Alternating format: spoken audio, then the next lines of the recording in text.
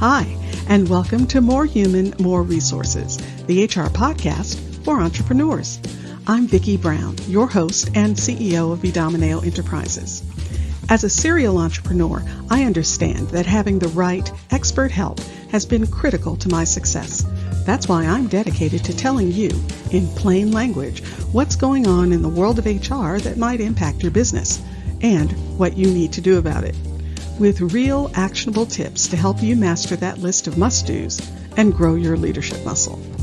First things first, the information contained in this podcast is provided for general purposes only and is not to be considered legal advice. Your decision to adopt or not adopt any practice or procedure mentioned in this podcast is solely yours, and we bear no responsibility for the outcome. We urge you to always consult legal counsel and other appropriate licensed professionals. And with that, let's get into the show.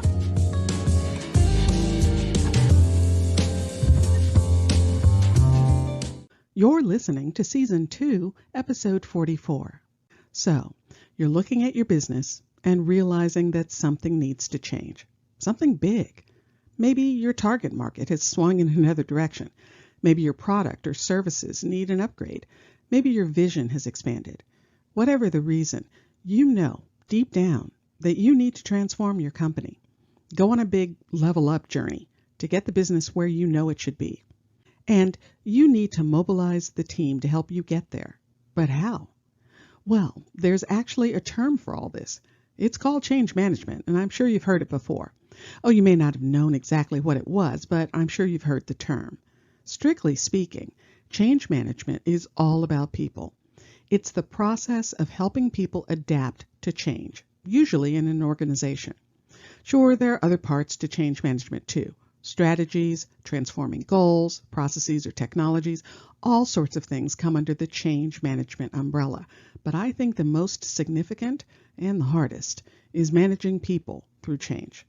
That's because change brings out fear. Listen, I'm not known for being a happy change camper. I can definitely be resistant, but that's because it's the unknown. I don't know what comes next. I don't know what I'll be called on to do next.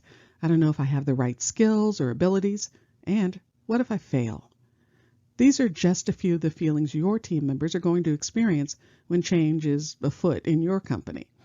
Oh, there will be plenty of, why do we have to do it this way? The old way worked perfectly well, and, well, we used to do it this way in the past, or, this is just so much more difficult. Why do we change? To go around. Again, that's because humans resist change, and we will fight hard, and I mean hard, to stop it, or at least slow it down. But change is inevitable, and it's necessary for growth. So how do you get the team on board? Well, I have a 4-step framework that may help you. First, it all starts with a plan. There's no getting around it. You have to have a plan.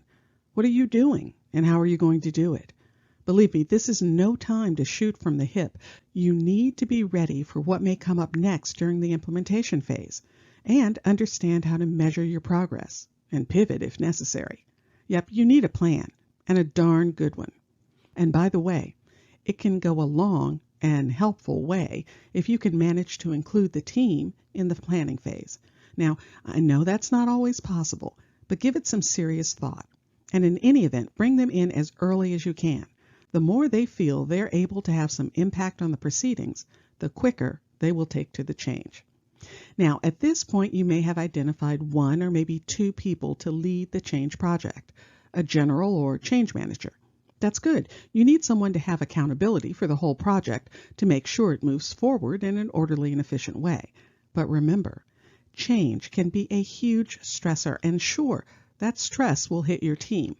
But you have to remember that the change manager will also have huge stressors placed on her shoulders too. After all, she's responsible to you for the success of the plan. She will be the one who is the face of the change, and to the extent that there's a target for people to direct their frustration to, it will be her. So she'll have stressors coming at her from all directions. So remember all that. And in addition to supporting her and walking with her, be nice to her. She has a hard job. Next, you have to have a communication plan. What are you going to tell the troops to get them on board with what's happening? They need to know where you're going and why, what needs to change and what's staying the same, what help or support will be available to them. In short, they need to know what the heck is going on, how it's going to impact them, and what they need to do. And remember, communicate early and often. They can't hear from you too much when there's a change project happening. And don't just communicate dry facts and figures. You have to motivate them too. Keep them engaged. Maybe even think about incentives or some sort of reward for hitting milestones. And finally, and most importantly, show empathy. This is a call out for you and your change manager. Listen, you're going to face resistance, and it may even escalate into performance issues. So when you address it with the employee, remember it's probably all from a fear response versus your run-of-the-mill bad work performance. So when you speak with them, show empathy. When I'm giving a change manager tips on having these conversations, I tell them to try this.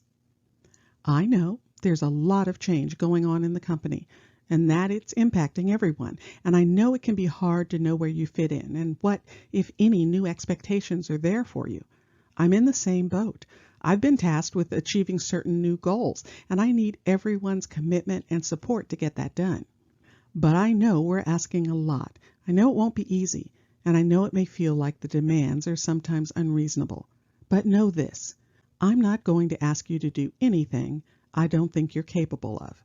Yes, I'm going to stretch you, and yes, you will just have to trust me on some things. But together, I know we can rise to the occasion. You'll be challenged to use your skills differently, maybe even acquire new skills and think differently. It may feel like I'm being tough on you sometimes, but just know I'm being tough on myself too, because when you're challenged to go beyond your perceived limits, it can feel uncomfortable, but it's also amazingly rewarding when you accomplish something you thought you couldn't. You see, to be successful at change management, the secret here is to sit on their side of the table, meaning don't position yourself against them, position yourself beside them, in the same boat, working together for the same goal. Letting them know you have some of the same feelings they might be having takes you from a them position to being a human. That can go a long way toward understanding and, more importantly, buy-in. If you found this information helpful, please leave a review and tell a friend. Thanks for spending the time. Until next week, same time, same place.